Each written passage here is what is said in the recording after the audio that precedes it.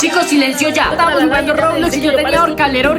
Profe, yo le puedo ayudar a que todos hagan silencio. Ayúdame, por favor. Pero en esta vida todo tiene un precio. Tendrás un 10 en todos los exámenes conmigo, pero ayúdame. Soldado, operación silencio. Voy entrando al colegio, señor. Cambio fuera. Ya, profe, solo espere. Aquí estoy. Mire, esos niños no hacen silencio.